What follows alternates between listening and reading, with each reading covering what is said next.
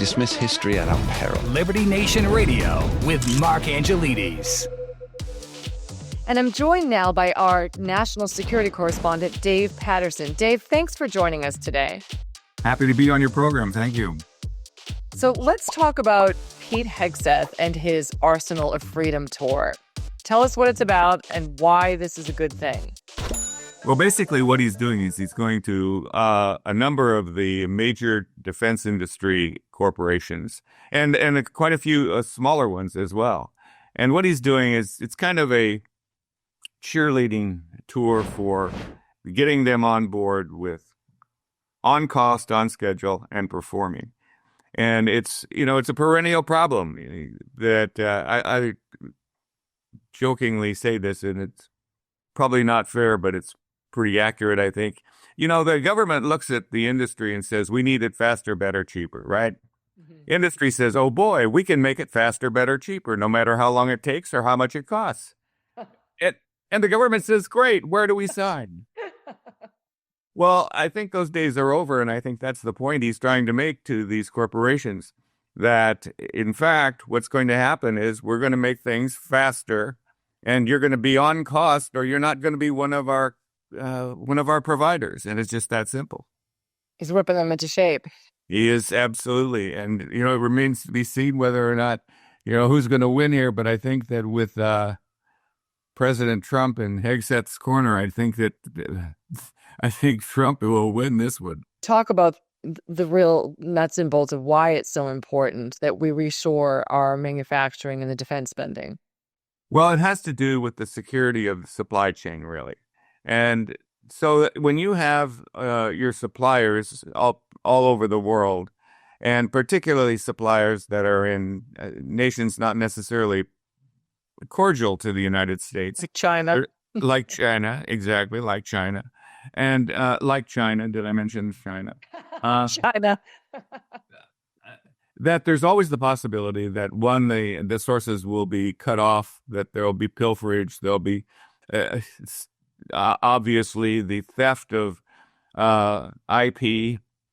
And so it puts the supply chain, which is critical to our defense industry, obviously, it puts it in great jeopardy. And so you have a much better chance of having a very, very secure supply chain if it's onshore, if all of our suppliers, and incidentally, when I say that, I mean, I realize that that's going to be almost impossible, but you certainly have to start somewhere. And I think that they are wanting to bring back all of the supply chains as much as they can into the United States, so they have much greater security, and the supply chain is more secure.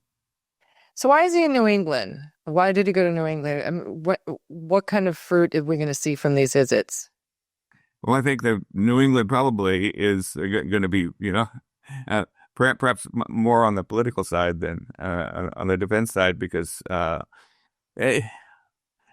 New England is an interesting place. I mean, you've got Raytheon, and particularly, and so you really need to bring. And it's a much denser population. There's a lot of defense industry there, so it makes sense that you would do that. And but you've got other places as well that are equally important. I mean, you've got. Obviously, Dallas with Lockheed, and you've got Northrop Grumman in California. When will we start seeing contracts coming in? How does this take place behind the scenes? Because we're just seeing the headlines. We don't know what's going on, but you've worked in the Pentagon, so you know how this works. Well, some of the things that you're going to see that will, are kind of clues that something's happening is you'll have what we call requests for information that will go out to a number of different companies, and everybody then puts in their submission about how they would do that particular thing that the request for information is about, whether it's a new tank or whether it's a new armored personnel carrier, whatever it is. That's the government's way of saying, how many of you are interested and how many of you out there think that you can actually do this? And do you have any better ideas about what this thing should look like than we do? So, and then there's, you'll see industry days. They'll put out a call for having an industry day. And that's when all of the interested industries come to listen to the program executive officers and the government talk about what it is that they need. So these are kind of clues that something is afoot, and it's pretty standard fare that that's what's going to happen. So that's what you're looking for. And they just had, back in September, I believe, I take that back, August of 2025, they had a big, effectively an industry day for Golden Dome for America, and had that down in Huntsville, Alabama. And so that's where industry got a really good idea of what it is that the government is thinking. When are we going to start seeing results for the economy, and what will it do for the economy? Well, I think that President Trump has said in 2027 that he's going to ask for $1.5 trillion. And that's going to put a lot of money into the economy. And, there's here's kind of a rough order of magnitude calculus. For every dollar that goes into a defense industry in the surrounding economy, it generates between $5 and $10. So as soon as these contracts start to, and they're actually beginning to take place, particularly with Golden Dome. And you may have seen there was in the trades a contract that went out for hundreds of drones.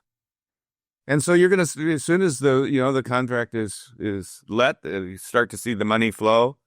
And I think that we're on the cusp of seeing a rather dramatic increase in dollars going into the economy. The one fly in this ointment, of course, is Congress and the inability of Congress to pass a budget on time. Right. And it's extremely debilitating for any kind of a program manager who is trying to put a program on some sort of a equilibrium basis so that he can or she can properly manage, because now when you don't know where your next dollar's coming from, and you can't spend it. yeah, well, that's right. And CRs are particularly onerous in the fact that you can't spend more than you did the previous year, right?